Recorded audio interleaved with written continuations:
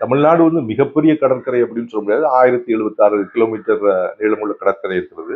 1076 kilometre நீளமுள்ள கடற்கரை இருக்கிறது. ஆனாலுமே அந்த கடல், நம்முடைய கடலோரத்திலிருந்து கடலுக்குள் இருக்கக்கூடிய அந்த கான்டினென்டல் ஷெல்ஃப் அப்படின்னு சொல்லுவாங்க, இந்த பகுதி, அதாவது மீனவர்கள், பாரம்பரிய மீனவர்கள் புழங்கக்கூடிய ஒரு இடம்.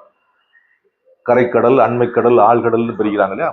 அதுல கரைக்கடலும் அண்மைக்கடலும் இணைந்த ஒரு பகுதியாக இருக்கக்கூடிய அந்த கான்டினென்டல் ஷெல்ஃப் அப்படிங்கிற பகுதிகளில் புழங்கு இடமாக இருக்கக்கூடிய அந்த இடத்துல வந்து நம்ம தமிழ்நாட்டுக்கு அந்த அளவுக்கு ஒரு பெரிய அட்வான்டேஜ் இல்லை. காரணம் என்ன அப்படின்னா, தென் தமிழகத்தை வந்து இலங்கை வந்து அணைத்துக் கொள்கிறது. வடமேற்கு இலங்கையினுடைய தீவுகள் வந்து தென்கிழக்கு பகுதி, தமிழகத்தின் தென்கிழக்கு பகுதியை வந்து அப்படி முட்டி நிற்குது. அதுதான் இந்த மீனவர்கள் பிரச்சனைகள்லாம் பெரிய காரணம். அந்த மாதிரி முட்டி நிற்கிறது தான், அந்த ஒரு நில அரவணைப்பு தான் வந்து சுனாமி நடக்கும்போது இந்த பகுதிகள் பாதுகாக்கப்பட்டதுக்கும் அதுதான் காரணம்.